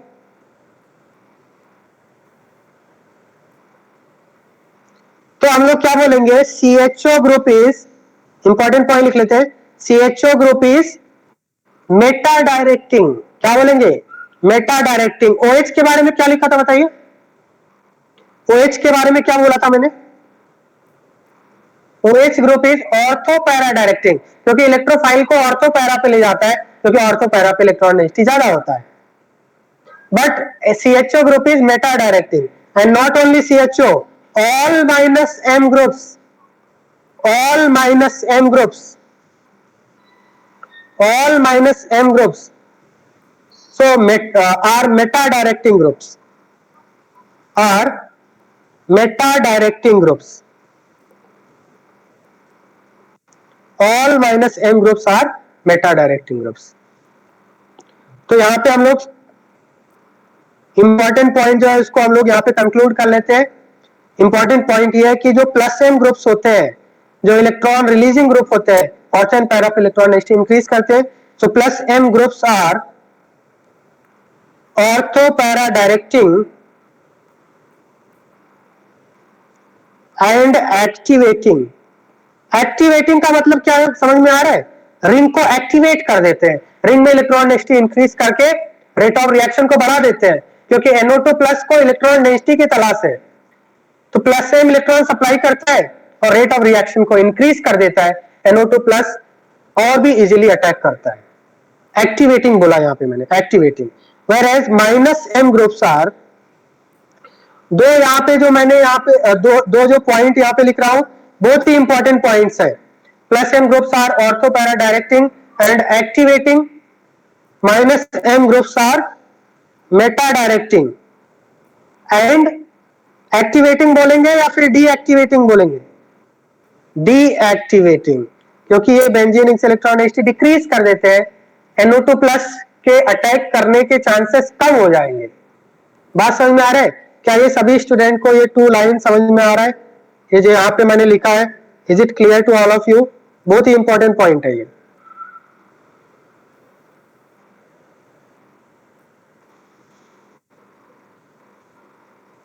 Electrophile negative कैसे होता है? बेंजीन रिंग के ऊपर कभी नेगेटिव चार्ज नहीं अटैक करता है, क्योंकि बेंजीन रिंग इलेक्ट्रॉन रिच होता है। तो बेंजीन रिंग के ऊपर कभी भी नेगेटिव चार्ज वाला स्पीसीज अटैक नहीं कर पाएगा, वो रिएक्शन ही नहीं होगा। ठीक है, बेंजीन रिंग इलेक्ट्रॉन रिच होता है, इलेक्ट्रॉन रिच, कोई electron rich species benzene ring के ऊपर अटैक नहीं कर पाएगा। हमेशा electron deficient species electron rich के ऊपर अटैक करता है। अगर दोनों इलेक्ट्रॉन रिच है तो फिर अटैक नहीं होगा, कोई रिएक्शन नहीं होगा। हाँ बताइए क्या पूछ रहे हैं, क्या लिखा है? अनम्यूट करके बताओ।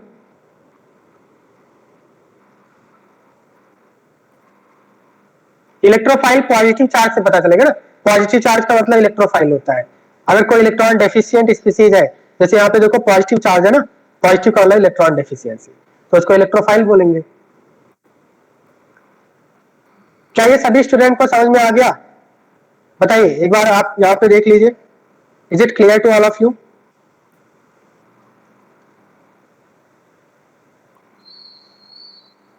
सभी स्टूडेंट्स एक बार देख लीजिए, क्या ये सभी स्टूडेंट को समझ में आ रहा है?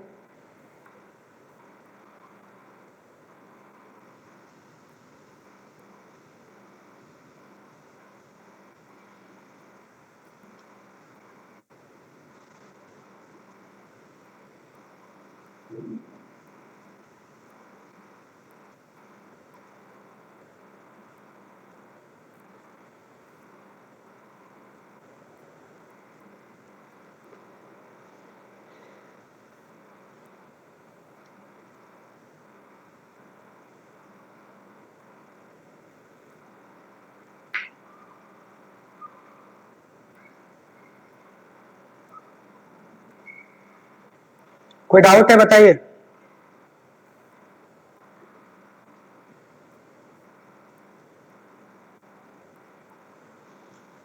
अब आपको मैं एक होमवर्क दे देता हूं, ड्रॉ रेजोनेटिंग स्ट्रक्चर्स ऑफ